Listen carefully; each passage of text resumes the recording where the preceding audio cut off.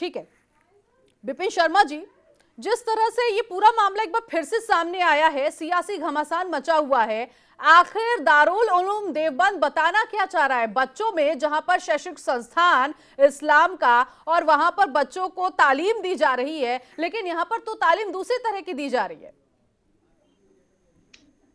नीतू जी, आपके चैनल का नाम है इंडिया अहेड और प्रशंसनीय बात है। देखिए, इंडिया अहेड इसके क्या मायने हैं कि बढ़ता हुआ आगे हिंदुस्तान, और हम लोग बात कर रहे हैं नई नई नीतियों की जो आगे रिफॉर्म्स आ रहे हैं कि make in India, skill India, digital India. यहां अगर इसका सही मायने समझाएं गजवे हिंद का कि अटैक इंडिया, मतलब आप देश के खिलाफ जंग, और उसको अगर ये सबसे बड़ी संस्था जिसको पूरे, अगर आप दक्षिण एशिया में जिनके मदरसों हैं, मदरसों पे जिनका नियंत्रण है, और सबसे बड़ी बात है कि अभी 156 साल ये पुराना है और 1 लाख से ज्यादा फतवे जारी कर चुका है, और अगर गजवे हिंद पे ये लोग जो फतवा जारी कराए उसको वैध करार दे रहे हैं, तो अपने आप समझ सकते हैं कि ये मंशा क्या है, इनके इसके पीछे मानसिकता क्या है। और आप या तो आपको ज्ञान नहीं है।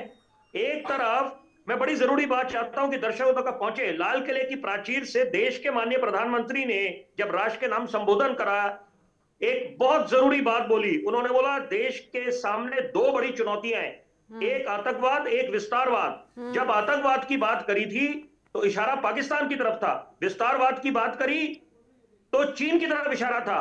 तो यहां पर मैं साथ में जोड़ूंगा कट्टरपंथ। अब रेडिकलाइजेशन किसी भी धर्म का हो, सबसे पहले समझना चाहिए राष्ट्र सर्वोपरि, नेशन फर्स्ट। इसलिए मैंने उदाहरण दिया आपके खुद के चैनल का इंडिया अहेड, कितनी बढ़िया बात है। तो यहां पर हम लोग जब एक संकल्प लेके बैठे हैं कि हमने अपने महान मुल्क, जिसपे हमें नाज है कि हम हिंदुस्तान को महाशक्ति बनाएंगे और उस दौर को दोबारा लेके आएंगे जब हिंदुस्तान को सोने की चिड़िया कहा जाता था, land of the golden sparrow. तो यहां पर अगर हम ये बात करें, हम हिंदुस्तानियों ने, इस मुल्क ने बड़े दंगे फसाद देख लिए, अब हमें दंगे फसाद नहीं चाहिए, अमन शांति। और क्या ये किसी को याद दिलाने की आवश्यकता है? ये वही महान मुल्क है जहां पर फूल वालों की सैर निकालने की रवायत रही है, जो हिंदू और मुसलमान भाइयों की एकता, सौहार्द और प्रेम का प्रतीक है। तो वहां पर अगर आप ऐसी ये बेतुकी बातें करेंगे तो आपको जनता भी जनार्दन जवाब देगी, और अंतरराष्ट्रीय पटल पे सबको आप अपनी खुद की छवि धूमिल करेंगे। तो मुझे लगता है कि एक तो इसके खिलाफ कड़ी कार्रवाई होनी चाहिए। एनसीपीसीआर ने, बड़ा अच्छी बात है कि समय रहते इस बात का संज्ञान लेते हुए बिल्कुल बिल्कुल, जो क्योंकि कानूनी आखिर